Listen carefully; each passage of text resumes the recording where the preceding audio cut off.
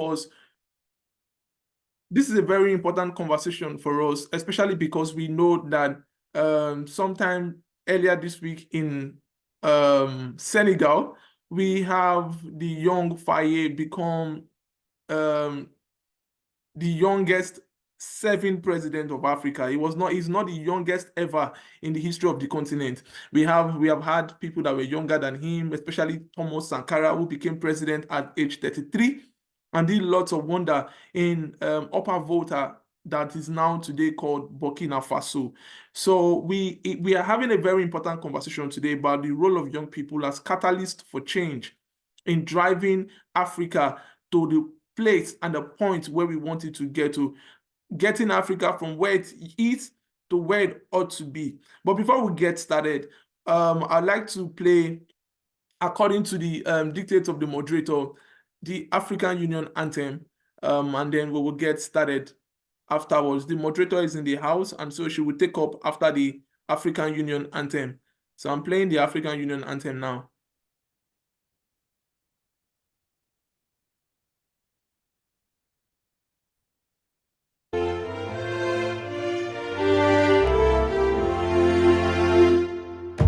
Let us all unite and celebrate together the victories won for our liberation. Let us dedicate ourselves to rise together to defend our liberty and unity. All sons and daughters of Africa, flesh of the sun and flesh of the sky, let us make Africa a tree of life. Let us all unite and sing together to uphold the bonds that frame our destiny. Let us dedicate ourselves to fight together for lasting peace and justice on earth. All sons and daughters of Africa, flesh of the sun and flesh of the sky, let us make Africa the tree of life. Let us all unite and toil together to give the best we have to Africa, the cradle of mankind, the font of culture, our pride and hope at break of dawn. All sons and daughters of Africa, flesh of the sun and flesh of the sky, let us make Africa the tree of life. Right, good afternoon, good morning, or good evening, depending on where you're from. I'd like to thank you for joining us in celebrating today. Please feel at ease. We have collectively decided to dedicate our time today to discuss or listen to the wider topic of youth as catalyst for change. Thank you for joining, esteemed members. I am Shanek Rosie, and I will be the moderator for today. I'd like to apologize for my video screen. I am facing a bit of technical issue, but that should be resolved as we move further along within the agenda. So, esteemed head of states, governing bodies, kings and queens, and members of the Royal House, high-ranking officials, members of the diplomatic board, respected authorities of society, all other relevant protocol that is not distinguishedly mentioned, distinguished guests, our panelists, that's Mr. Michael Aboneka, Mrs. Masire Aribot, and Mr. Fabrice Liena. Ladies and gentlemen, I would like to thank you all for joining this discussion. Today is the 29th of March, 2024. and we are delighted to be here. I'd like to wish those of you observing today as a good Friday indeed. In reflection of month, we recently celebrated the Women's Month, with the main theme being Invest in Women, Accelerate Progress, that was declared so by the UN Women Headquarters. Moving along with our slideshow. Ladies and gentlemen, I'd like to show you the order of proceedings for the day. Starting, so we've already done our introductions. We would be doing a collective introduction of all the panelists and myself as the moderator. I would start with myself. I am Shane Grozi, as mentioned earlier. I would be the moderator for today. I would like to, I refer to myself as a historical psychologist. By qualification, I did my honors in psychology and history. Joined by today, we have Master Michael Aboneka. If you can just unmute and give the audience a brief introduction about yourself, you guys would get to know me as we move along the program. Mr. Michael, the floor is handed over to you. Thank you very much. You will forgive my background. I'm trying to work with the time. Just let me know if you all can hear me. You are loud, audible, sir. Thank you. Thank you. I first of all want to thank the organizer, the African Leadership Board, and my colleagues, the Thompsons and the rest, for putting this together. Indeed, the time is now when we must continue having conversations about the Africa we want, especially with the young people.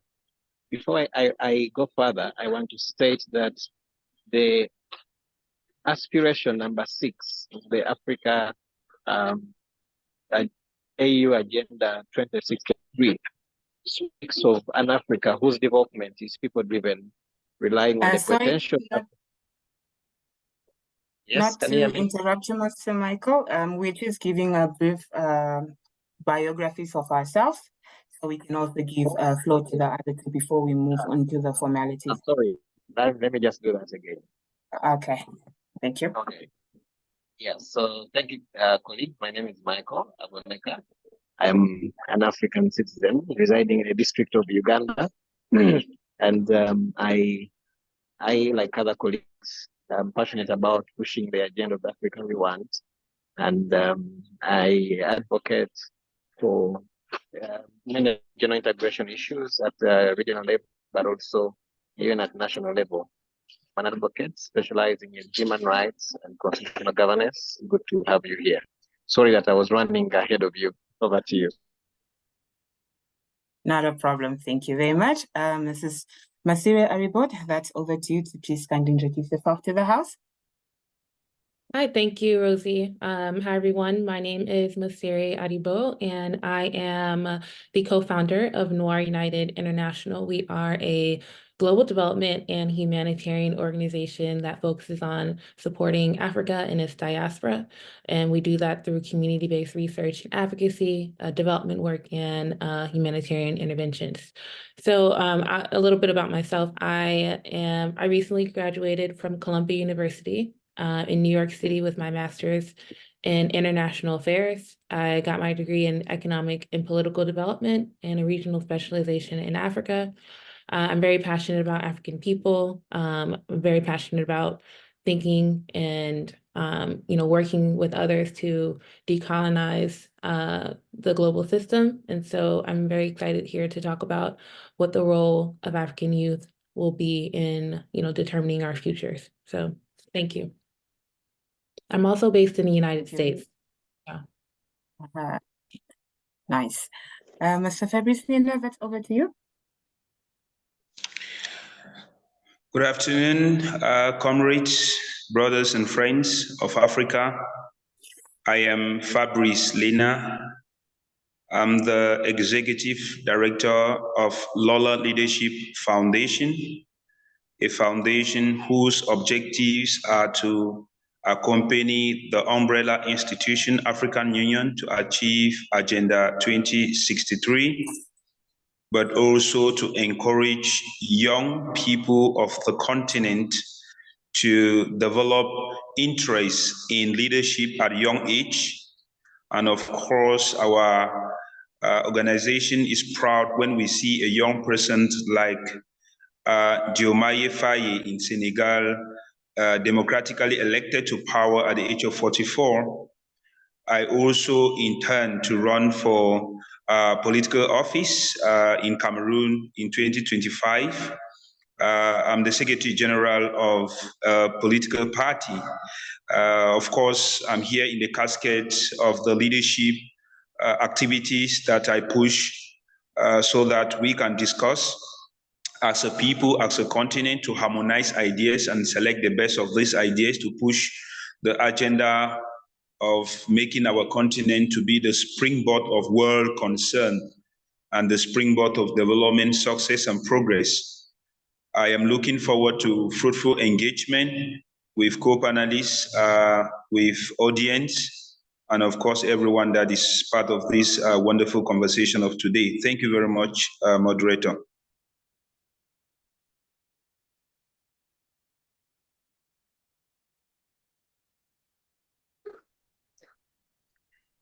I hope everybody is able to see my face now, and that we should be well within time and sphere. All right, moving further along, I would like to conclude my welcoming remarks by acknowledging the role played by Agenda 2063 and Francophone Social Services for organizing this. So moving along with the proceedings that we have today. We have done the welcoming and the AU anthem. We've also set protocol for today's proceedings, so that has been observed. So I'll be doing the introduction, and then we would be moving over to our panel discussion with our panelists as introduced. So moving on. What brought us here today is youth as catalyst for change. The reason, Raitra, if you could please move over to the next slide.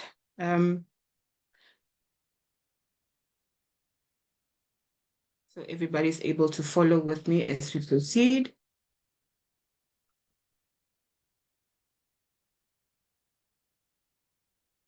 Whilst that is loading, are we facing some technical issues from the other end? Or are we still okay?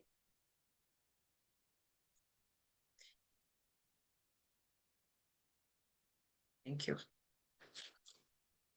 The reason, Daitra, for us being here today is, of course, we have a plan that is called the Africa or the Agenda 2063 that is meant to accelerate the implementation of past and existing continental initiatives for growth and sustainable development. So that we are advocating for is one amongst other things, but the few that I'd like to highlight is as follows. 1, good governance. 2, democratic values. 3, gender equality. 4, respect for human rights. And 5, justice and the rule of law. We have all joined here today because we understand the significance and the importance that youth play in achieving Agenda 2063. So what is the importance of youth? The importance of youth basically means they are the next in charge, or they are the next in possession of policy implementations and advancing the African agenda to where we are supposed to be.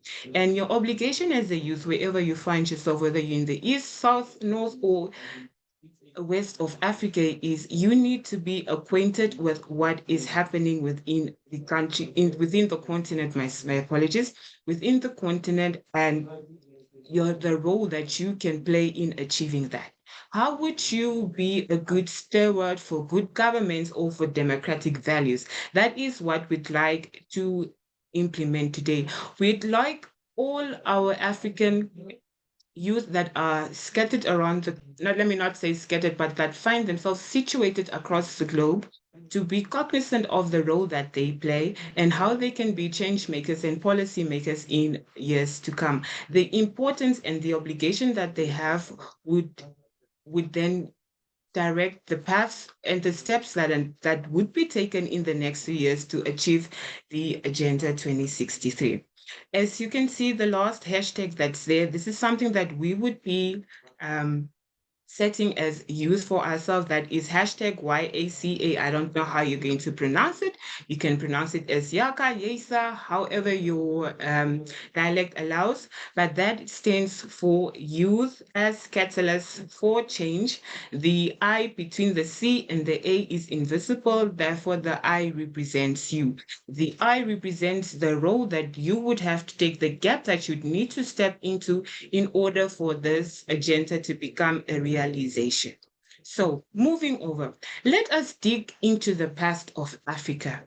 How did Africa come to Africa, and why are we segregated in the way that we are?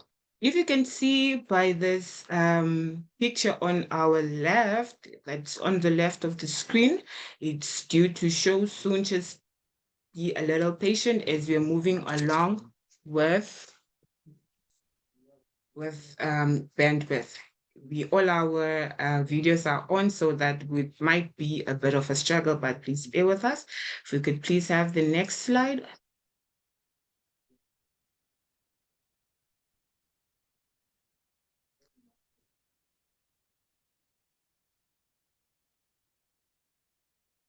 Right, the silence is deafening, I must say. Okay, if we see this picture that we have here, this is what Africa, this is what theorists allude that this is what Africa looked like before the invasion of the Westerners. As you can see, there is Africa as a whole without any segregational lines such as countries or borders. So they, upon them scrambling for Africa, they sort of, in a way, had to implement those fences and lines to show territory. So what is the scramble for Africa? This is the invasion, colonialization, and partition of Africa among 7 powerful Western European powers during the late 18th century. So plenty might ask, why would they invade Africa? Well, that is based on 2 reasons. One was because of imperial rivalry. That means the 7 powers, namely Great Britain, France, Germany, Portugal, Belgium, Spain, and Italy, were having imperial rivalries amongst themselves. So they needed to extend over Africa, which is how they acquired their colonies to bring them wealth and industrialization. So this is how the second reason comes into play, which is industrialization. They needed cheap laborers for labor in the UK. So the next question that we're going to ask is, why does that matter and how does that affect us today? It affects us in a change to say that we have years of work that we could have done, but rather that labor was invested in continents far seas, so that has resulted in Africa being or contributed in a significant manner to why Africa is the way it is today. So why did this happen that we've explained? Who has done that? We've explained. So the real question that actually we get at the end of the day is what really happened. This was the partitioning of Africa into smaller groups and fences. They also amongst themselves started having some differences or invasion of each other's property, hence why they needed to fence the borders of Africa off to say, this is a colony of Germany, this is a colony of Belgium, this, and that is how they got to name the African countries that we have today. All right, so this has resulted in Africa being divided. We have a divided Africa with fences and cultural differences and everything else that comes with people being secluded from other people, or yes. So this is what happened, and this is the problem that we still face today. If we move over to the second slide, this slide actually asks a very interesting question, because it is the present time. What is happening in Africa? And how are we able to answer that? I mean, there are a lot of things that are currently happening in Africa. I mean, we just recently concluded the AFCON games that took place, of which Ivory Coast won the finals against the Super Eagles, that is Nigeria, in a 2-1 defeat. And we also have, amongst other things, some atrocities or some, how should I put it, some misfortunes, as we've seen. There were some kids that were abducted in Nigeria. But there is actually also something else that's happening within Africa, and that is the transition of where we are from where we are and moving or advancing towards Agenda 2063. And that is, of course, through explorations of other things, how we're going to get good governance. We have some policies and recommendations in that. But one of the most important things is what we're going to be discussing amongst today. We've also seen recent developments in Southern Africa where there is a good potential for green energy, oil and gas, and the potential of Africa becoming one of the leading currency commodities in the world that would be supplying the entire generation's electricity. So we are now looking at Africa becoming one of the most or competing amongst one of the most or top world economies due to the potential that it has. But we need to self-analyze as to there is something happening, and then after this has happened, after I've said what I said, it becomes something of the past. And now we are moving over to the present continuous as to, if we move over to the second slide, where we need to now ask ourselves the relevant questions and the steps that we need to take into achieving this. What do we document as the current status quo of Africa? Holistically, I would like to, unless somebody would like to correct me, but I stand under correction. What is the status quo that we'd like to look back, say a century from now, that we'd be able to document, or that we'd be able to see as a collective contribution from all the African countries that allude to this being the status quo of Africa? And also, if we are to document that, what would be worth documenting and what would be regarded or disregarded or omitted? And it's obvious that we need to document the status quo. I mean, we just did a basic reflection now of what happened in the 18th century. That draws us inference that we'll be able to see and understand the balance as to where we are at, how things came about to be, and where things are right now. Moving along, I'll now be joined by one of our panelists, Ms. Masira Aribot, as to what she thinks the role of the youth could be in advancing some of this, the steps in getting closer to the agenda of 2063. Ms. Aribot, if you could please unmute yourself. Are you Yeah. there? Hi, Rosie. Thank you for this welcome introduction and the context to what's happening and what has happened on the continent. As you can see, youth have a major role to play on the continent. Africa, at this point in time, it has the youngest population, with over 70% of the population being under the age of 30. So this means that in a changing world, changing society, as we look at what's happening internationally, we look at how global global powers from the West, from the East, Russia, China, have set their eyes on Africa, and what you can describe as a news scramble for Africa, because they know that Africa is the future. I mean, with the population growing so rapidly, they know that they need to be engaged in what's happening on the continent. And so when you look at the population and you look at the age of this population, that means that youth are going to be leading Africa, and youth are going to have a major role in shaping what the global society looks like for the time being. And so I think that young people have to have courage in order to be leaders in their communities and leaders in their societies. That means engaging in what's happening in the political affairs of your country. That means thinking about the ways in which you can become an entrepreneur and create businesses, small to medium enterprises that may be able to create jobs for you and your peers.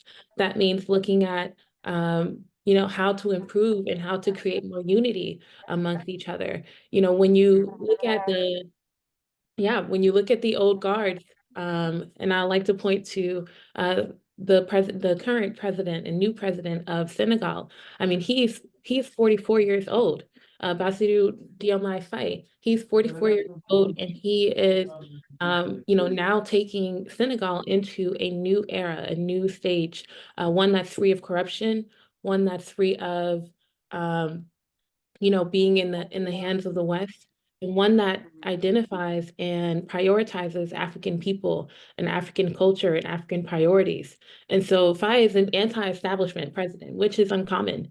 It's not, necessarily popular globally to say you are anti-establishment. So for him to win, him to have the courage to run with and with the support of Sonko, his main supporter, he has shown young people that they have the possibility to change the future of their countries and have a role to play within the democracy. So a lot of times people don't believe in democracy because they feel like it's always corrupt. And we've seen this happen in the past.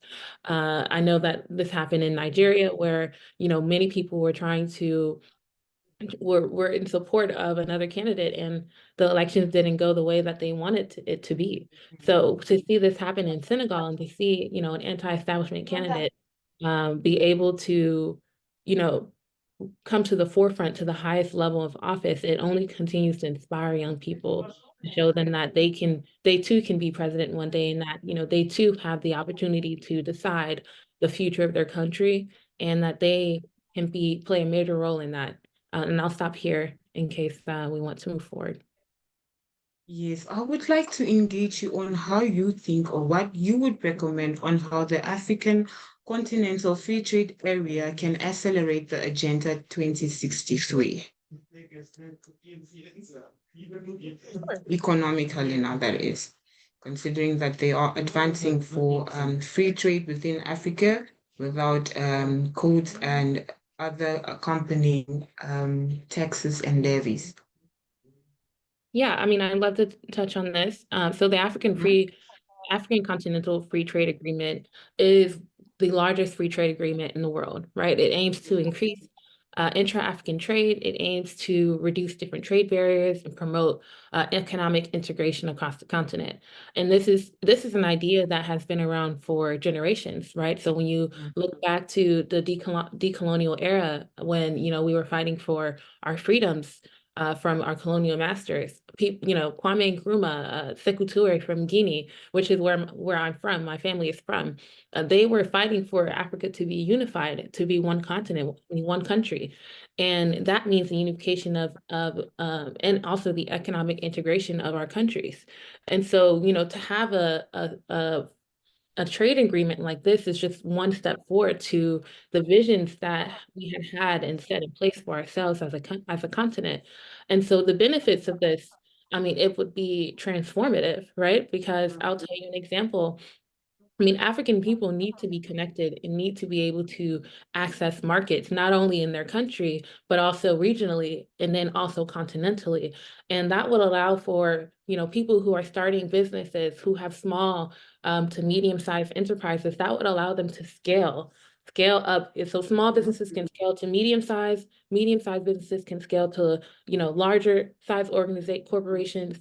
And that would allow for there to be more connectivity on the continent and more prosperity, more jobs. As I mentioned before, the population is growing, and that means that people need jobs. People need to be able to work and contribute to their communities and be able to support their families and be able to, use this funding to support other areas of their life, like education, health, and other infrastructure needs across the continent. So, the free trade agreement, it allows for, the development of infrastructure. This could be social infrastructure, hospitals, schools. It also allows for the telecommunications networks to be developed. So people need to be connected with one another. So I'll come back to the example. When I was in Kenya last year, And I was speaking to one of the, Kenyans who were in a more rural area.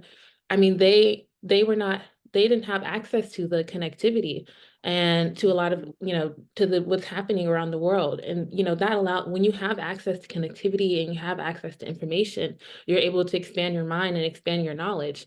And, when I told him I was from Guinea, he didn't know that, he didn't know about Guinea, he didn't know about, the country. And so African people need to know each other. We need to understand our histories, the histories of our countries, because they're interconnected. We've experienced, our ancestors have experienced similar, struggles and similar fights for freedom and dignity. And so if we are able to unify ourselves, and whether that be economically, culturally, socially, we would be able to see a tremendous change on the continent, and we'll be able to, have more economic freedom and economic power, and also economic leverage when foreign powers come to our countries and want to invest here or want to, take advantage of the resources that we have. This is an opportunity for us to think strategically about what we want to do in our futures and how we want our countries to grow. We don't want to have bad trade deals. And that's something that President Faye has mentioned. He says that he wants to rethink about the trade agreements that they have with France. He wants to, renegotiate these agreements, and also even think about how they can, how they can change the currency from being tied to the French currency and, being independent Senegalese currency. And so these are important things that we have to implement if we want to be free and if we want to be respected on the global stage. We have to recognize that if Africa is not free, then when we leave the continent, how can we ourselves be respected around the world? So I'll stop there. Thank you very much, Ms. Masire. That was indeed very insightful. I would like to ask you to please highlight on the importance of African countries. I know I think maybe this one might catch you off guard, but I just picked it up from your presentation on what the importance is of economic freedom of countries. Yeah, the importance of economic freedom, it's a priority. It has to be a priority for us. When you have all of your needs met, when you have financial freedom, financial prosperity, that allows you to elevate other areas of your life, right? And I'll be honest with you, like when you're struggling and always worried about finances, how you're going to make ends meet, how you're going to pay for school fees, how you're going to, get your next meal. That doesn't allow you to think about how you're going to create a business and how you're going to, run for office, how you're going to excel in school, because you're always worried and stressed about finances. And this is something that happens not only here in the continent, but across the diaspora. African people across the diaspora also are limited and hindered by the international economic structures that oppress and, block and limit Black people, African people from prosperity. So, when you leave the continent and you go somewhere in the Caribbean, you will find that the situation is the same. You come to the United States, you'll find that Black people, descendants of enslaved Africans, that they also are struggling economically. When you go to Europe and you see that they're not welcoming you, they're not accepting you, they are barring you from being there legally and being able to work. Those are also challenges. And so the importance of economic freedom is critical. And we as leaders, future leaders, and also our current leaders in the government must understand that these short-term gratifications of which spur corruption in our countries, that does nothing for our future. I mean, it only continues to keep us behind and keep us at the mercy of other powers around the world: Russia, China, America, France, everyone in the West. It keeps us at their mercy. And so when you have economic freedom, you have power. And when you have power, you can have a equal say as to what the world should look like and what your country should progress, the progression of your country should be like. I'm sure that would mean being handicapped, when somebody actually captivates and wants to direct all your movements, which is why we aspire and endorse economic freedom. Moving on, man, I would like to engage you on what are some of the socio-cultural differences that you think probably that still coexist within Africa, that was probably because of the scramble for Africa or due to other wars or things, civil wars that happened along the line from the 18th century. What would you say is the cultural differences that coexist within Africa? I mean, the cultural differences are vast, right? I mean, if you look at even just holding on one country, there's so many different ethnic groups that are that make up one country, right? And with the scramble of Africa, that the borders, the creation of borders, push certain groups together, separated certain communities, and either it caused conflicts or it caused the creation of new identities, right? And I think that a lot of times we get so focused and bogged down on the borders, right? I'm Guinean, or I'm Sierra Leonean, or I'm Nigerian, or I'm Ethiopian, and we are very tied to those identities. But we have to recognize that these identities were created from colonial eras, and we have much more in common than the divides that were artificially placed on us. And so, when thinking about the social cultural differences, while there are many, I think that the similarities are much more important to highlight, right? I mean, we may speak different languages, we may have different history, different culture, but the reality is that African people have a certain values, certain morals that they believe in that align with one another. We have certain principles. I mean, we can align ourselves. We can look at the different alignments through religion. I mean, there's so many different religions, whether that be Christianity, Islam, traditional religions. These are all different aspects of our society, of African culture that, can bring us together rather than tear us apart. And so I think that the social cultural aspect of Africa is important, and it's important for us to take control of the narrative of that culture, right? Because globally, people will try to say that, in the past, people have tried to say that Africans are backward, that Africans are uneducated, that their culture is this and that, but we know that our culture is beautiful. We know that our culture is, it's powerful, it's influential. And when you look at how African culture has been, taking the global stage, whether that be through the entertainment industry of music, Afrobeats, being so popular, the most popular music music genre right now. We're seeing people emerge. Nigeria was leading this, and now we're seeing people emerge from South Africa, from Cote d'Ivoire, from other places, and people around the world are accepting this, and not only accepting this, but taking it on as their own kind of culture as well. So you'll see a lot of people do cultural appropriation. But I would say that, we have to control the narrative of our culture and control the narrative of African people. And that means, doing that through different forms, whether it be through media, through writing, through books, different ways that we can show and, take back control of the narrative. That's important. All right, thank you for highlighting the similarities. I actually quite took a lot of them to heart.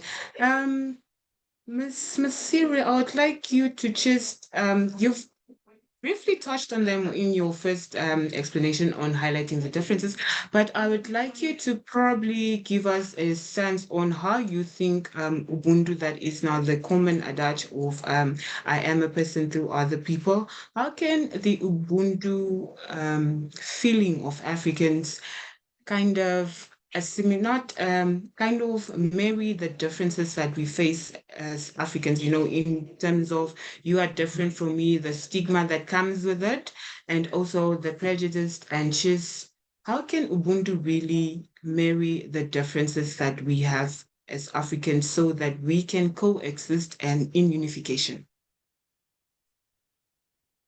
As far as Ubuntu is, I mean, I really love this concept, and I was exposed to it when I was younger, and I went to South Africa for the first time, and they told me that this is an important aspect of their culture, and it resonated with me. Mm, I am because we are, and that just goes to show that even though we are ourselves individuals. We are not born, we are not born in just by ourselves. We're born into a mm, community, and our communities are born into a society, and our societies are born into, what we see on the continent today. And so I am because we are, it reminds me of another proverb, which is, if you want to go fast, you go alone, but if you want to go far, you go together, right? And that yes. allows us to, think about if we want to make substantial progress, we can't do it alone. We can't, Mm, try to put our own needs over other people's needs, because that's one of the tactics that our former colonizers used against us, right? They used the mm, divide and conquer mm, mentality and structure to dominate us. And so if you mm, are, divided, and you are, you look at the people who are most similar to you or who you should be aligned with, and you say, well, you're different from me, I'm going to sell you out, or I'm going to, not support you, then you leave room for other people to come in and manipulate the situation and take advantage of the situation. We have to realize that um, we need each other at this point. mm, We've tried to go individually. We've tried to, I mean, when you look at the African continent, different, 54 different countries, we've tried to work independently, but what is one small nation against a major nation like China? What is one small mm. country? Like we have to collaborate. We have to see what our different interests are and how we align. And, the next time we have a major conference like the US Africa Leaders Conference that was hosted in 2022 in December in the United States, how do we come with a clear agenda, a clear African agenda, rather than presidents of Tanzania and presidents of Zimbabwe coming in and only, thinking about their own countries? African people, African countries need to, utilize the African Union in a way in which, allows for there to be actual African unity transnationally, right? Not just independently from the states, but, looking at African continent as a whole and what our interests are and how they align, why it's important for us to, be a united front when thinking about how foreigners engage with us. And so I think that Ubuntu is very important. It's important for us to realize that these values that we have, it's not everybody that has those values. And so we can teach people and be able to create a better global society where Africa is the leader, is a leader in this society. And so we have to be able to dream big and not allow for our current circumstances um, to stop us from, what the greater mission is at hand. Thank you very much, Mrs. Nasir. That was actually very insightful. We cannot allow the current situations that we have to stop us from attaining the bigger picture. Actually, I also want to highlight something that you've mentioned that says if you want to go far, you need to go, if you want to go fast, you go alone. But if you want to go far, you have to go with others.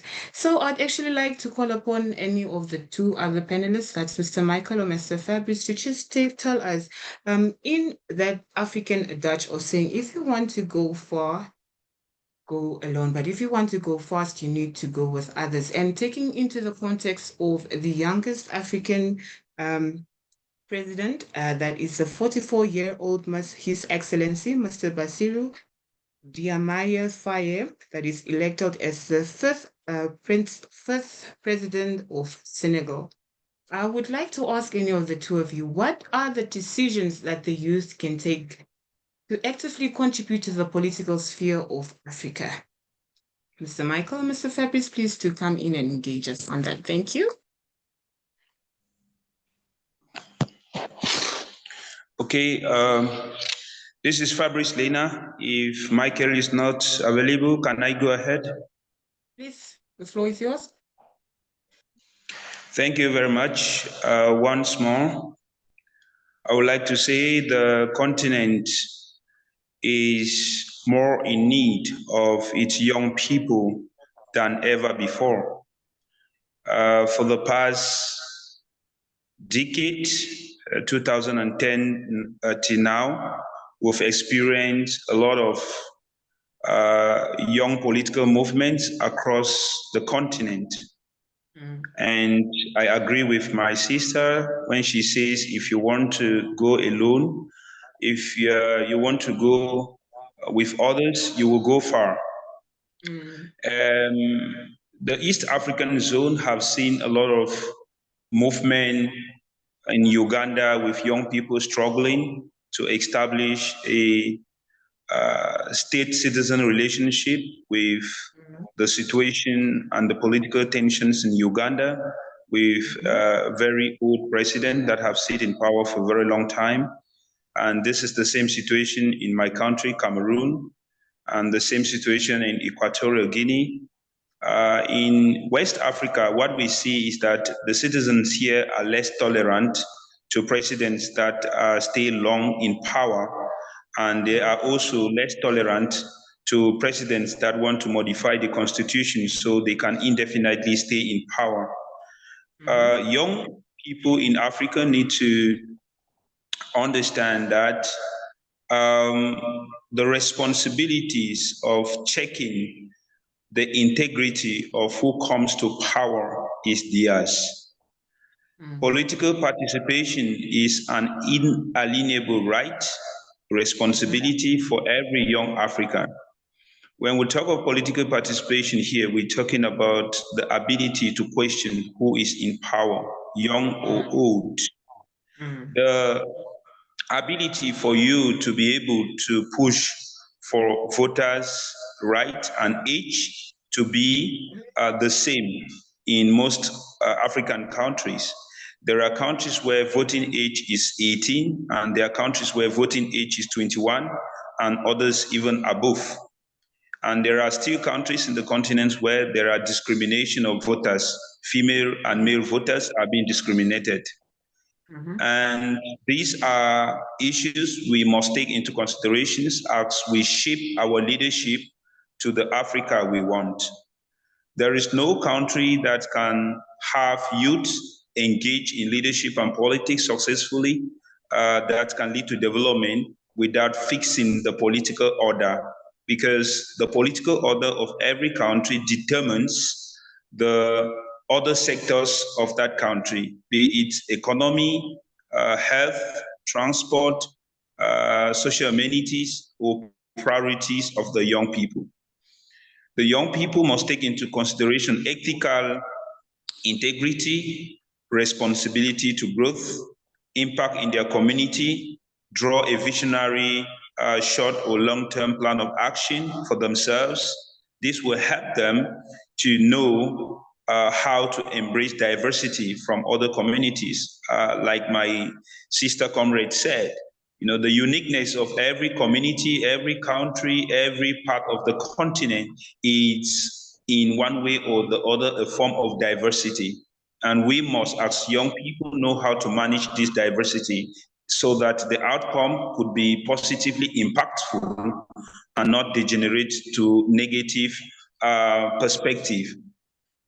And this can be well done in effective communication and effective collaboration. Because if we establish to work together on any given project, any given thematic area, or we agree to do something, we must effectively communicate in order to realize these projects, these issues that we have as a group of young people agree upon to do. We must also affirm our commitment to the different agendas that we draw as a people to achieve. And this commitment must be shown in little activities like this Zoom meeting, where we have to dedicate some hours of our time in our individual daily activities to come and talk to ourselves, to say it's time for us to take up our responsibilities as young people. It's time for us to check upon each other and know what's happening in country ABC. It's time for us to know how can we help the young guy in Senegal to establish policies that will consolidate the West African sub-region that has been in turmoil over time. We all know that the ECOWAS have faced a lot of challenges recently, from military coups to exclusion from ECOWAS by some countries, to forming of a new kind of alliance by military junta leaders, to unconstitutional arrangement for some presidents to remain in power indefinitely. And Senegal have come to give a light of hope that young people could mobilize themselves, communicate strategically, take upon their political and civic right, and choose a young person to represent them as head of state. But it is not sufficient to just do this exercise. It is also important that when this young person come to power, we help this person with proposals of policies that will shape to reflect the priorities of young people in this country, in this sub-region, and in this continent. We have to also make sure that this young leader that has come to power do not deviate from the very principles and the campaign promises that made him to be elected to power. We have to make sure that we are the very people that will run this government as to closing the gap between state citizenship relationship. We have to build trust and credibility in his government so that international partners and friends of Africa, when coming to establish any form of cooperation and collaboration, they know they are coming to deal with a people and not a leader. So these are some of the things I think I can share as far as moving forward as a continent is concerned, as far as sensitizing our fellow African youths, irrespective of where they found themselves in the continent or beyond, to know as far as political and civic engagement is concerned, as far as moving forward together is concerned. Thank you. Thank you very much. I'm not so sure whether time is still on our side to do follow-up questions, but that aside, I'd actually just like to get your 2 cents on a very sensitive matter. In regards to what you mentioned about the less tolerance of people in regards to governments that would like to stay in power indefinitely, what would you say would be some of the what would you say are some of the recommended civic engagements young people can take up in holding their government accountable? The first thing is that you must understand the legal and the political framework within which you're operating as a young people in your community or your country. The legal framework is to understand what the Constitution says about your own rights. What do you ought to do when you see that there is a breach of the social contract that you have with your state? So when you know what the Constitution says, then this is the legal basis for your argument.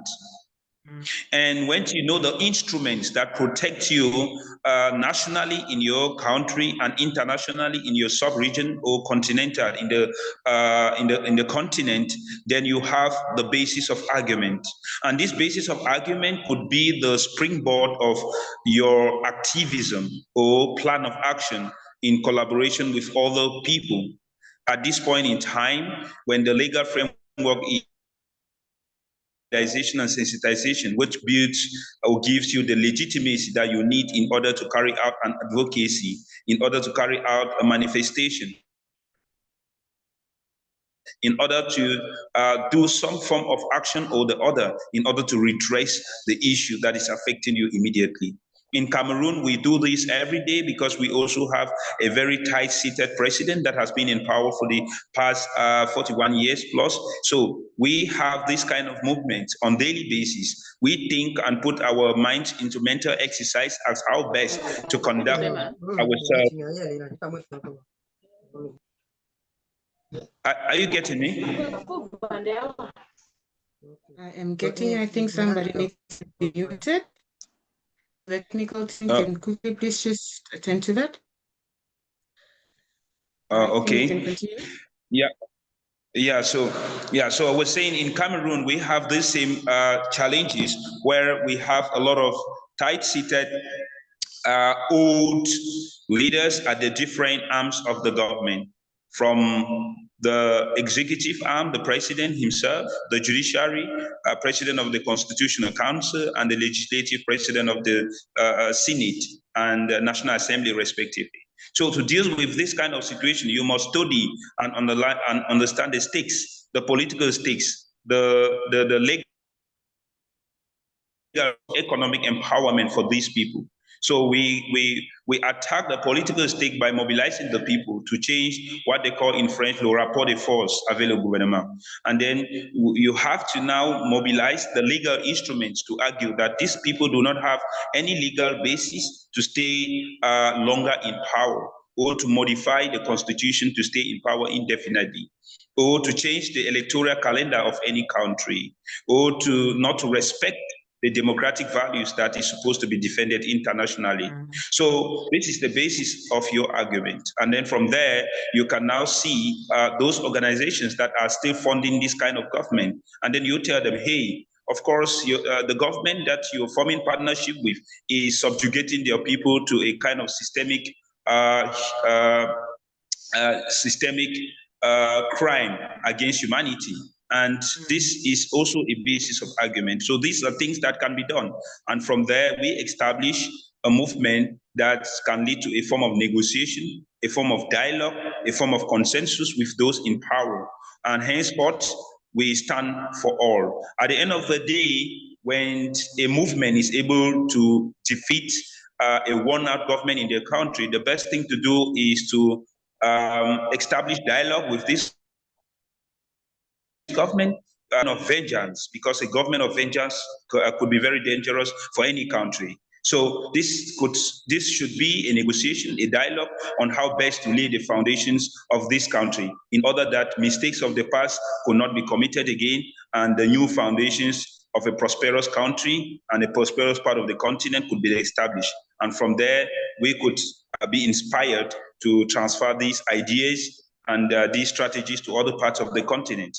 Our country, for example, is learning a lot from Senegalese youth, and I think we are trying to establish contact with these Senegalese youth in such a way that we could understand how they mobilize themselves, how they control their electoral board, and how they were able to participate massively, control their vote, and know the result of their election, even before the electoral board was able to make official pronouncements. So these are things we learn from each other.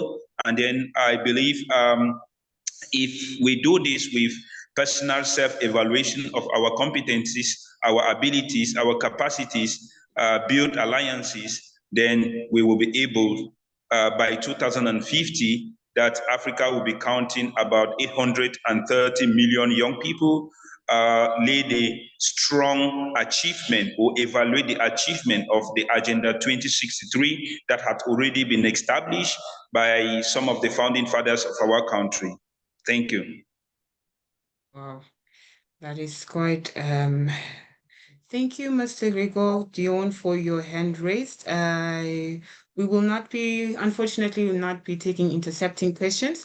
Please just do note down your questions. We'll be having a question and answer session after the panelists are done responding to the questions that we have prepared for them.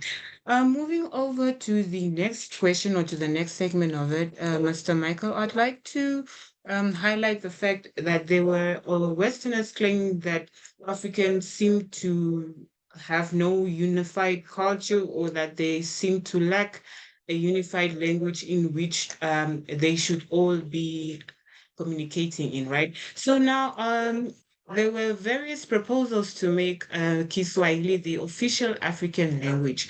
So the question from the House to you, my apologies for the typo on the screen, but it should read the following. Should Africa implement Swahili as the official language? So please also do consider the, let me leave you up to it to answer however you see fit. Thank you. Thank you. And I've been listening in, colleagues. They just confirm that you hear me. I'm trying to make sure that I'm somewhere that you can be able to hear me. Yes, we can Again, hear my you. Thank colleague you. on the move. Yes. Now, there is something called celebrating diversity. I think your mic different quickly, Mr. Michael.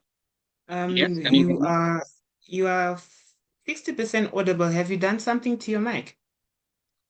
Am I audible? Yeah, you're audible, but there seems to be a huge echo in the background. Oh, Please speak again.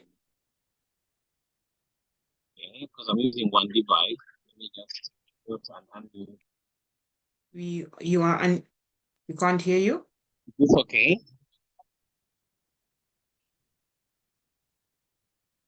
Is this okay? Yes, that's okay. Thank you. Please proceed. Thank you very much. We need to celebrate diversity. And the point is unity in diversity. I remember the discussions in the 1970s by Mwalimu Julius Nyerere and Kwame Nkrumah. The discussion is about do we have a United States of Africa or do we have United Nations of Africa? And I remember that the debate on the United Nations of Africa was adopted. Now, if you've noticed that even the African Charter, we have what we call the African Charter on Human and Peoples. So the keyword there is peoples.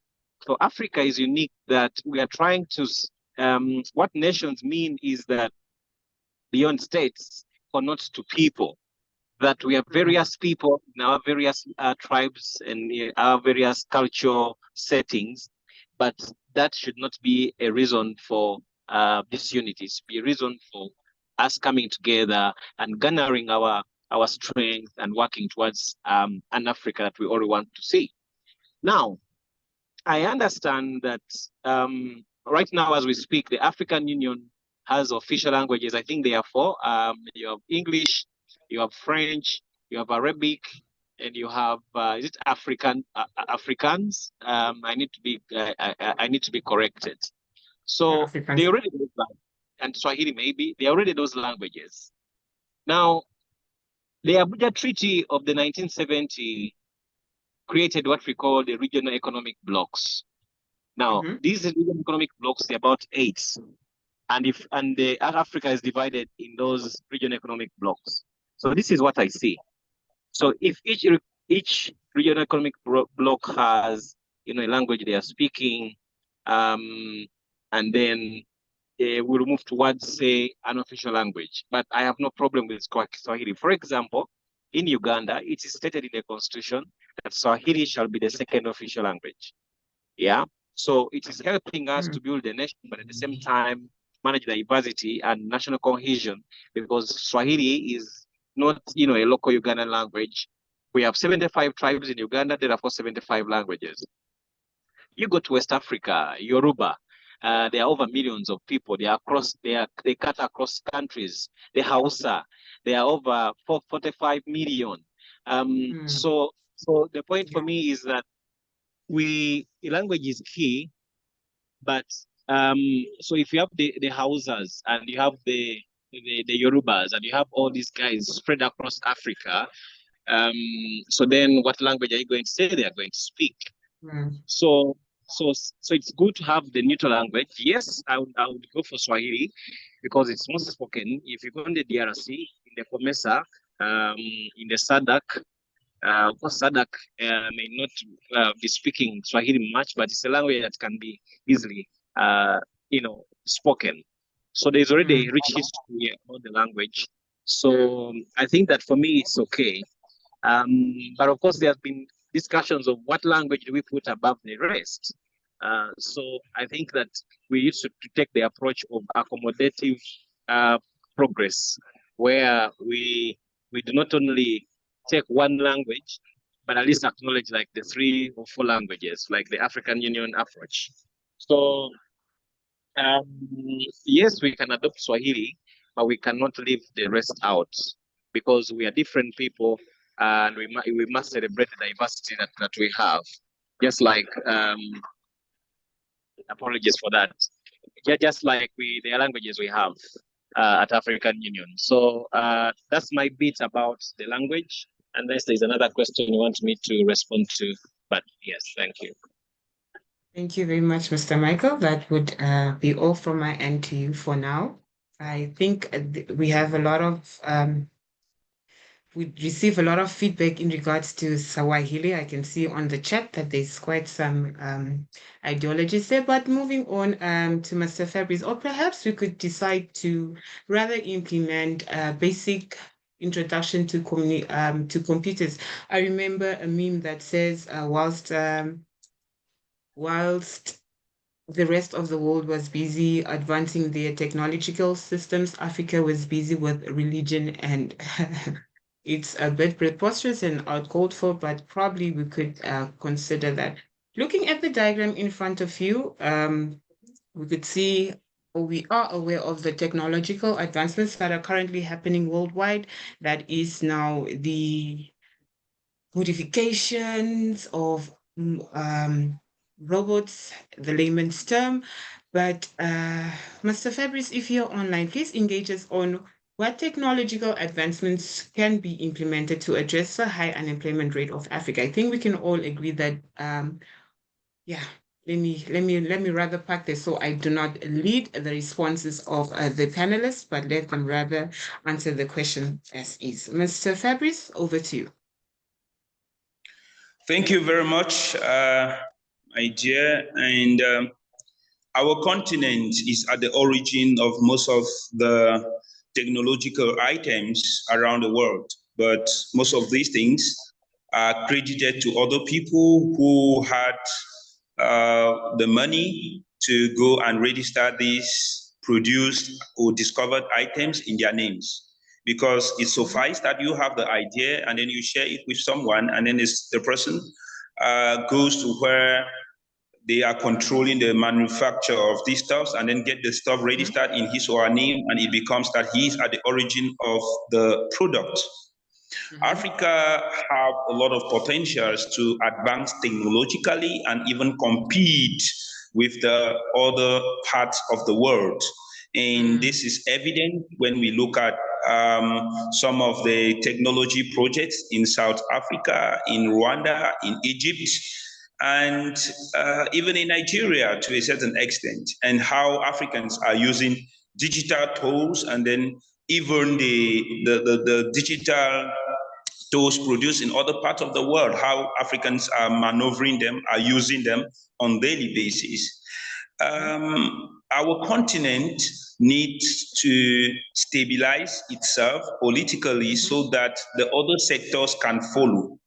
I would always say that the greatest difficulty for the advancement of people is not the skills in the other sectors, but it is the political entrapments in the general management of the continent. If I take, for example, the CEMAC sub-region, the Central Africa sub-region, this is one of the greatest backward sub-region in terms of technological development in Africa. And the paradox is that most of the citizens of this part of Africa are the greatest employees into tech industries in Central Europe, in America, and in other parts of the world, producing automobiles, telephones, and helping in the development of the tech industry in this part of the world. I take, for example, most of you must have known this lady called Rebecca Enonchon. Rebecca Inonchon is Africa Tech Woman that has been awarded by Forbes. She's from Cameroon, and she's able to develop these skills in the United States. Because in Cameroon, the political system and the operation of politics do not permit her to be able to develop these ideas in her own country. And she regrets that she could only have the ability to develop these ideas in America, you see. So I will always say the politics makes it difficult for these people with extra talent who are able to have the ability, the skills, the natural skills to develop these technological stuffs, to do it in their own country. And sometimes they are forced to go to where there is relative stability in politics in order to do that. So we will be able to compete with the outside world when we consolidate ourselves and agree that this is the minimum of what we need as a continent in order that we can develop our technological sector. And this could be included in the African Charter for economic and social actions. And in this charter, the activity seems to be very slow for me, because I wondered, that was in the month of November 2023, when I participated in Africa Free Trade Continental Area Summit in Berlin, Germany, where Africa was partitioned a century ago. And they were talking about the possibility of the Africa Continental Free Trade Area becoming the mechanism for consolidation of African unity. But this was in Europe, and European experts were the one deliberating on this topic, and then seeing how their interests could be secured in this process, you know. But we Africans are unable to hold this kind of continental conference, or young people in Africa are unable to hold this kind of continental conference and discuss on how best to utilize the Africa Free Trade Continental Area in order that we may think ahead of time that before the foreign powers are coming to invest in the countries that are open to this new idea, we must have had ground rules, strategies on how to work and cooperate with them. So it makes it all difficult, and then we still become vulnerable to their exploitation. So I still call on the need for us to stabilize ourselves as individuals, stabilize our countries politically, and then the technological advancement will just be the colossal achievement of this stability I'm talking about. All right. So I'd like to do a follow-up question. So do you think, or would you recommend rather, that Africa focuses on technological advancements that would replace human labor? Or not replace, rather... We have, my dear sister, we have excess labor in Africa, and Africans have never complained doing their work themselves. We cannot be copying continents that are made up of lazy people. They are lazy people, so they don't want to work. But Africans want to work. We are farmers. We go to the farm using hoes and cutlasses, and then we eat natural food. I don't know. Do you like eating fabricated food in chemical industries? Because for me, I don't. I like to eat food from the farm, you know. So we have the labor, and the labor is not utilized. It is not being put to use. When you look at most of the growing cities in Africa, Johannesburg, Nairobi, Arusha, Douala, Dakar, Abuja, Nairobi, Cairo, when you look at this, what do you find out? A lot of young people in these cities are excelling, and they are doing far more better than young people you will find in Brussels, Paris, Washington, or in Australia. But because we are comparing cities, you see. But now when we want to take index in the whole continent or the whole country, we will be found far behind and lacking. So we shouldn't be talking about AI technologies replacing our manual labor, because our labor don't complain doing the job. They are still available and able to do the job. In Africa, we used to talk about division of labor. You do this, I do this, and then we are able to do this. In in the late 90s and early 2000s, when we go to school for manual labor, we share portions, and then each person take his own portion, and in a very short while we are able to do the job. And this translates even to office works, translates to administrative services, and translates to how African Commission and African Union activities are supposed to be heralded. But we should avoid this perspective of copying everything that emanates from Europe and then trying to imprint it in Africa in the form of trying to do adaptability, because this form of adaptability, it's not helping us. Our level of management of state resources, acceptability of adversary, and stability in governance are not the same. We still have a lot of internal conflicts and wars in Africa to deal with.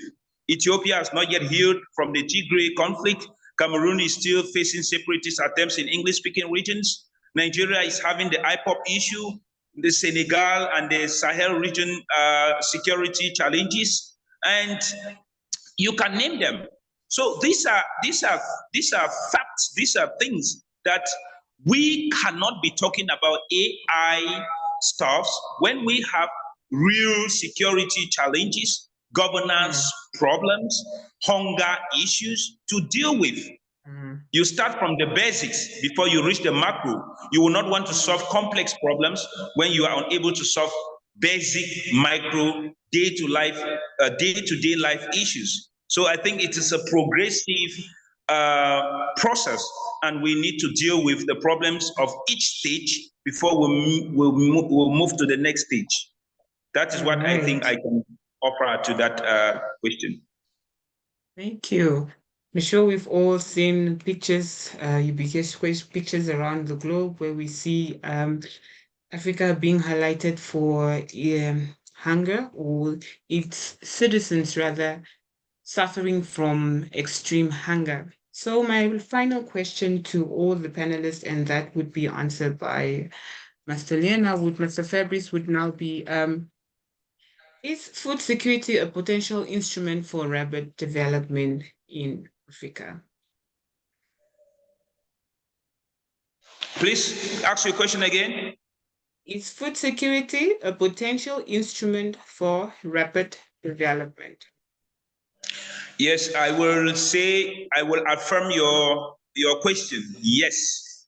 Yes, because as you put it in brackets, self-reliance, this is basically what the founding father of Kenya, Jomo Kenyatta, of course, also Julius Nyerere and Samora Machel were all talking about in those areas. You know, we should rely first of all from our farm foods before we are relying on food produced in industries.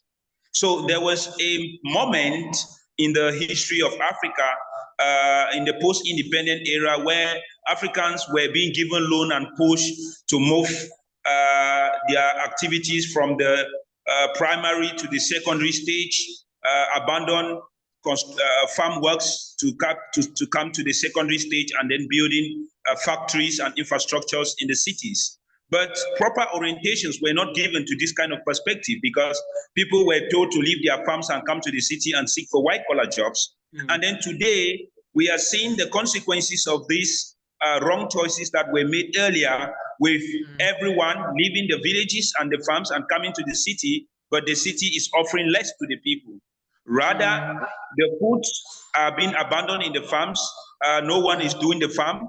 And then the foods are even having challenges to be transported to the urban city market. And then the city is having food shortages. And then the villages are having only very old people and very young children, with the middle class all gone to seek for a better life in the city. So this is now a problem that Africa have to deal with. And of course, it is the challenge of our generation and of our continent. And we all have to deal with it. And I will recommend that in our different perspectives, we should start thinking of course, to maintain the stability of self-reliance from our agricultural products as the first and foremost source of food for our continent, and not the rice and meat or beefsteak or wheat that is coming from Ukraine or coming from United Nations World Food Program. These reliances are temporary, and these reliances provoke wars because they want that people should be in perpetual conflict so that they can bring these things to share to communities. Of course, this is not what we want. What we want is for the communities to be able to go to their farms and do their farm work and then harvest their produce at the end of each farming season. So we must rely on our farms, on our rich soil. Africans have rich soil. The Congo Basin alone can provide food for the whole continent and beyond. But of course, the Congo Basin has never been stable since Congo and its neighboring countries, that is DRC, Burundi, Rwanda, got independence from their different colonial masters. So why is that? That the richest area in terms of soil and production of farm produce is unable to stabilize itself so that they can have the ability to do their farm work and then export this produce. When we look at the Sahel zone of the African continent, making up the 5 Sahel countries, Mali, Niger, Burkina Faso, Mauritania, and the rest, we see that they have a lot of mineral resources that they are able to produce, and then they need the farm produce that is coming from the humid regions of the Central Africa sub-region, but they are always in conflict. Why is that? Why are they always in conflict? You see? So we must tell the other people who come to deal with us that we are not relying on food that is coming from the food bank of World Food Organization. We want to rely on our farms, and the reliance on our farm should be void of conflict. And we should suit to negotiation, dialogue among ourselves as the best possible means of solving issues that accrue among ourselves. And we must not always go to have dialogue in Geneva or in Washington or in Berlin or Paris to solve problems that is taking place in the Great Lake region or the Sahel region or in the Central Africa sub-region or West Africa. So this is my own recommendations on how we can solve basic security issues in order to secure our farms and then secure continuous flow of food from our farms. All right. Next, we can move to the next slide, please. Ladies and gentlemen, that has brought us to the end of the panel discussion.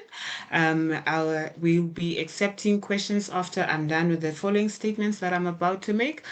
We'd just like to do a disclaimer to say the pictures that we use are not fit to scale, so they may not be all inclusive. They were only used for content basis, and also the pictures may have been exaggerated for effectual purposes, and also all pictures were secured from open source networks, so the copyright licenses and procedures were all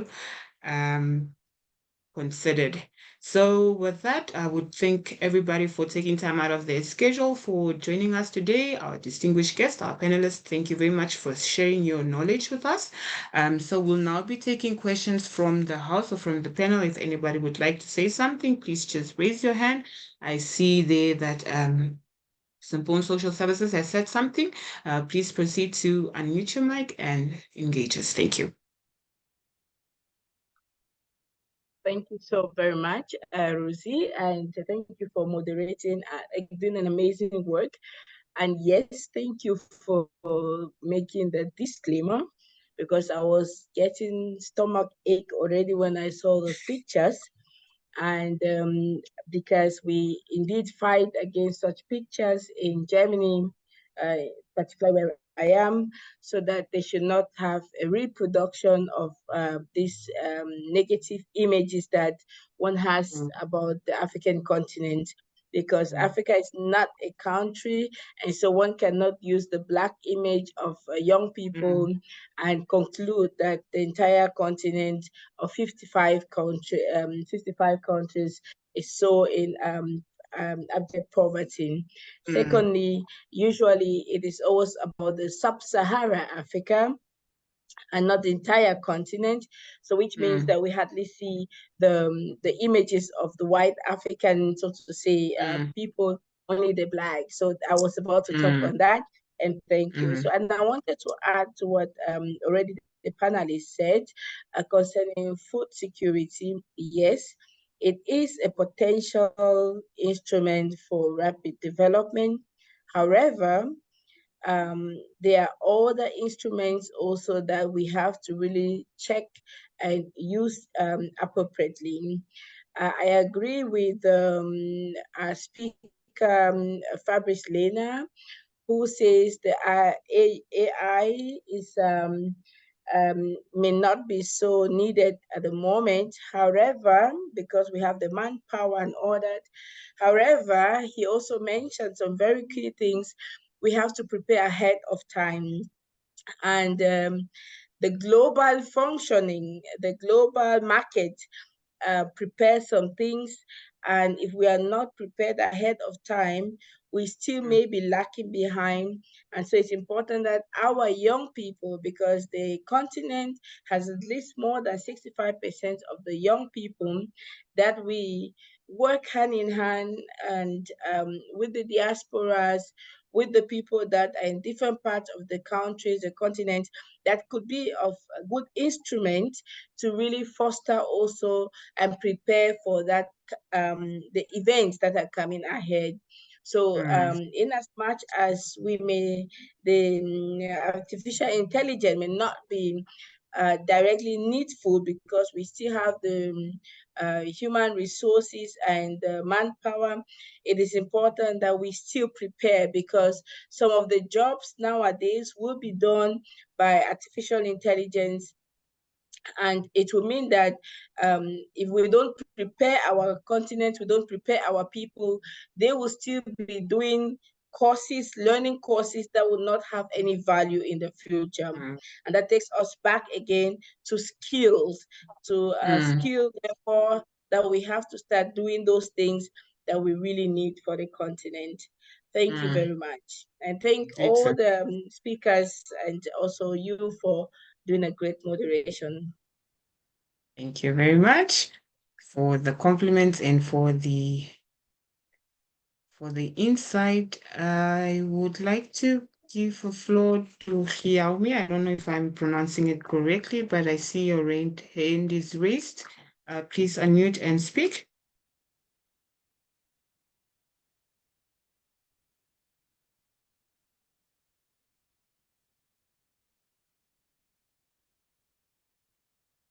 Xiaomi, the floor is yours, or should we rather move along?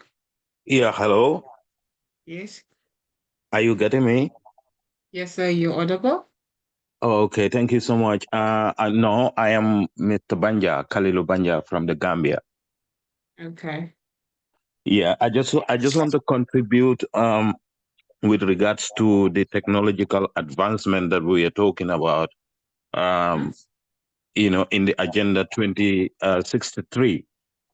We just don't need to look at only providing technology with regards to AI, but also technological advancement in the education sector, in the health sector, in the agricultural sector, and all the other sectors that are therein. So that was, and also we should also consider the remarks that were done by one of the speakers with regards to protecting our intellectual property rights in Africa, because there is a lot of gap in that area when you look at monitoring some of the lost items that we have in Africa, and we cannot still reclaim them. And because some other people were registering that on their own names. So how do we as an African state be able to control and provide those securities by ensuring that the intellectual property rights of our cultural heritage are being documented? I think it was said by someone who was alluding on the topic, what do we document? and how do we document those things?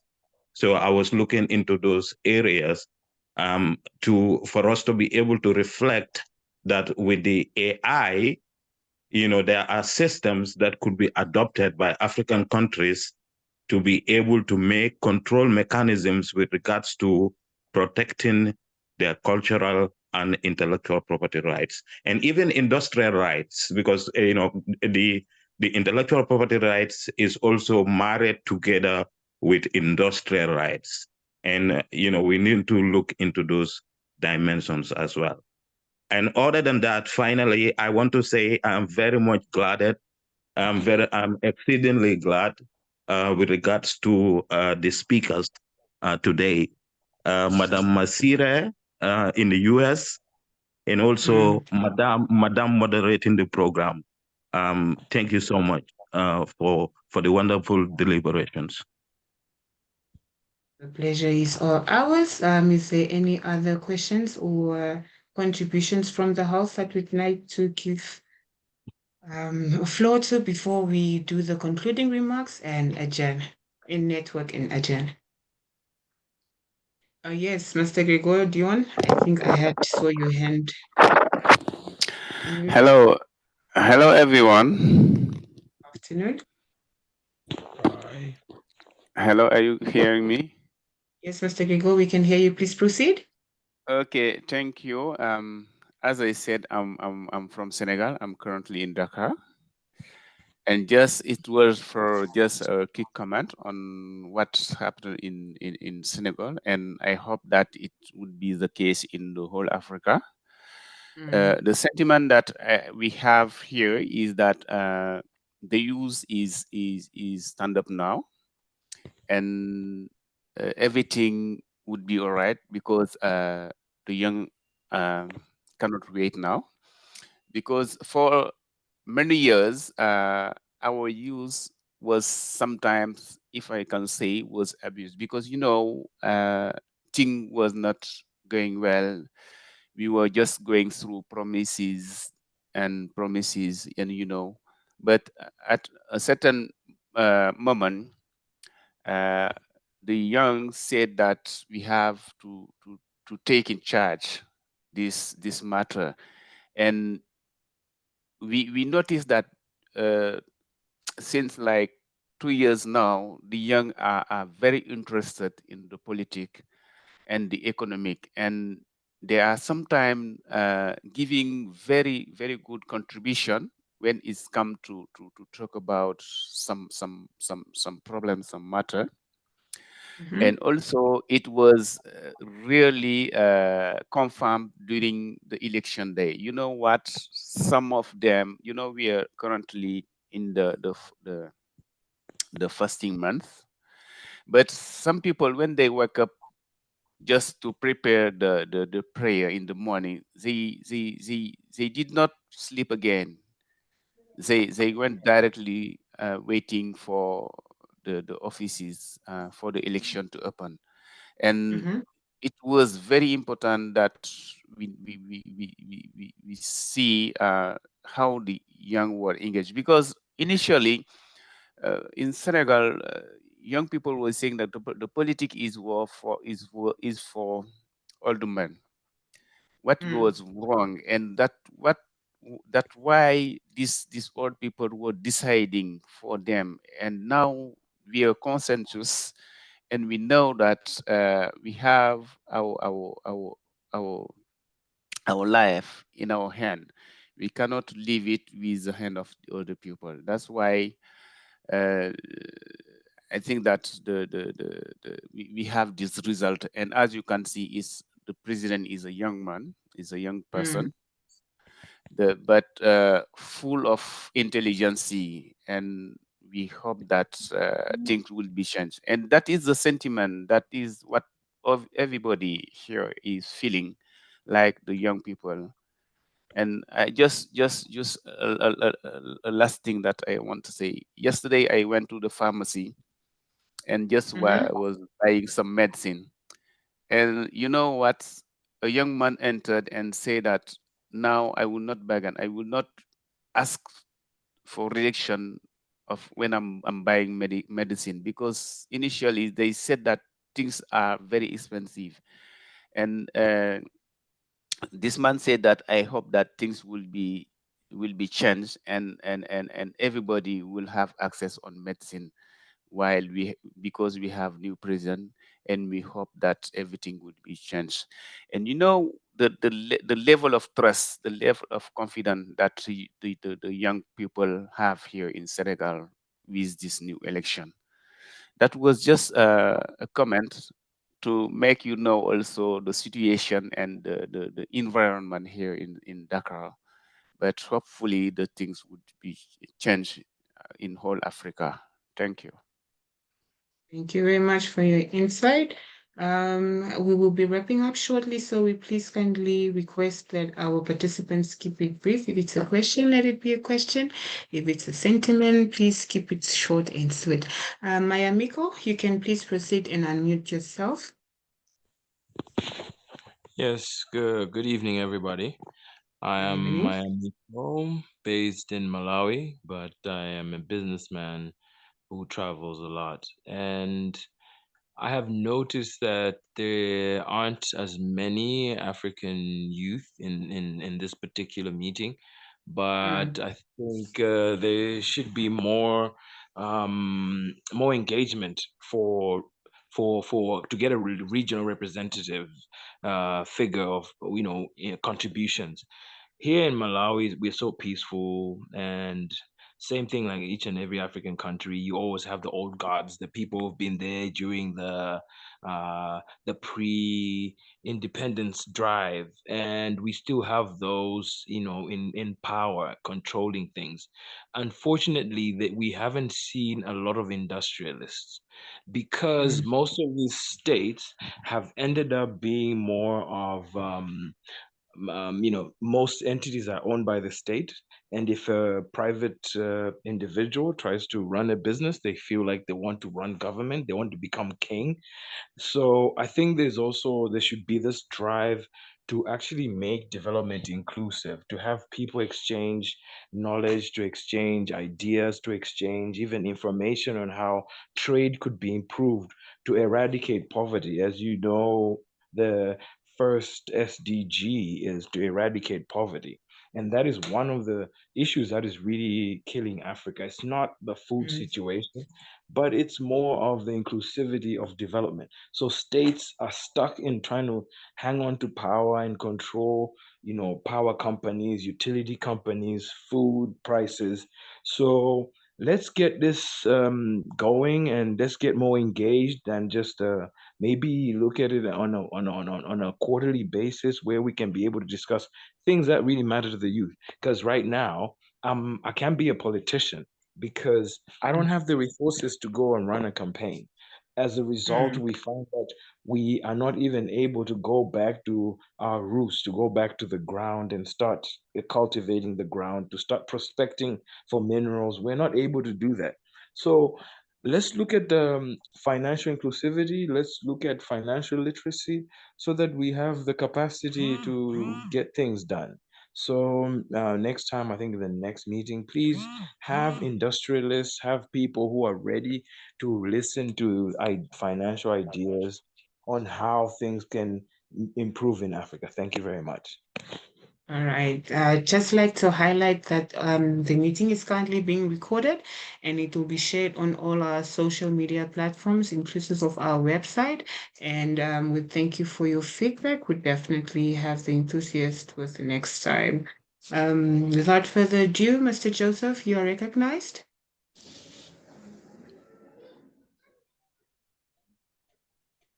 Hello. Mr. Joseph, please unmute yourself. Yeah. Hello. Hello. Yes, Mr. Joseph. All right. Okay. Good afternoon. Good evening to you all, comrades. The Africa we want. I'm really impressed of being part of this particular webinar today. Actually, my name is Joseph Nyakemosina from Sierra West Africa. All right, quick one. as the previous landed speaker says, our webinar is so limited in Africa.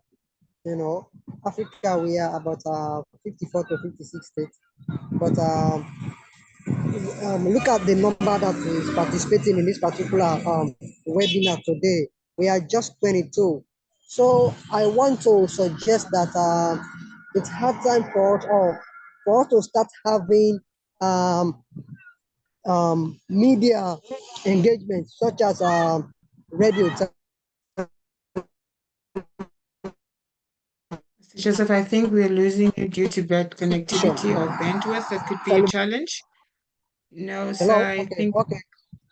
But are you getting me now? Are you getting me clearly now? yes, sir. All right, okay, okay, let me go ahead. I said we are limited in Africa. Africa number is about 54 to 56 states. But look at the people that joined this particular webinar today. We are just 22 in number. So suggesting that we start having radio and TV discussions in our various countries. You know, by doing so, we can able to disseminate this message, the Africa that we want, Agenda 2063. You know, if we start doing that, radio and television discussions, and as well schools and tertiary institutions, you know, in our various countries, I think people will be aware of such movement.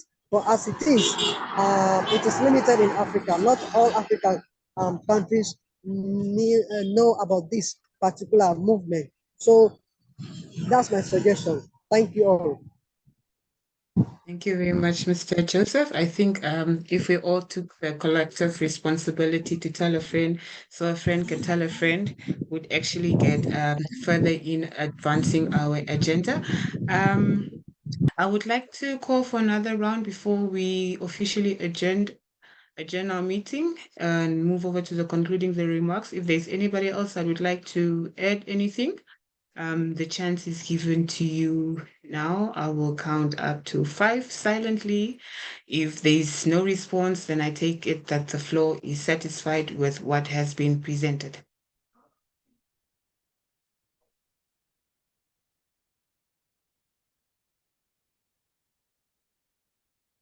All right. Thank you very much, ladies and gentlemen. I would like to thank you all for your time. Thank you for dedicating 2 hours of your time that you would actually never get back to contribute positively to the Agenda 2063. I would like to thank our sponsors and our partners for their advancement and their continued support in advancing this agenda. I would like to thank our panelists for taking time out of their schedule to attend to us, to inform us, and to ignite the thinking sparks within us. I'd like to thank you, the participants, our lovely audience. Thank you for your discipline and commitment to the talks that we had. I'd also further like to thank you for the feedback, the rich feedback that we received. Thank you very much for that. We would be concluding now. Please to make sure to follow us on our social media platforms. I am Shanek Rosie, white in brackets. I am your moderator for today. I am a youth ambassador from Namibia, that is the Young Africans Leadership Initiative. So we'd like you guys, to stay in touch with us. On our social media pages, you can follow us at the Africa We Want, that is acronymed as THWW. So that is the Africa We Want. Please do follow us on our social media pages. Please also do follow Sompon Social Services, and we look forward to having you all at our next engagement. From myself as the host, I would like to free you and like to wish you again a blessed and peaceful Good Friday. Until next time, cheers from us. Thank you so much. Bye-bye. Thank you. Thank you. Bye-bye. Thank you. Thank you. Oh, thank you, thank you, thank you. Thank you. Bye-bye. Thank you.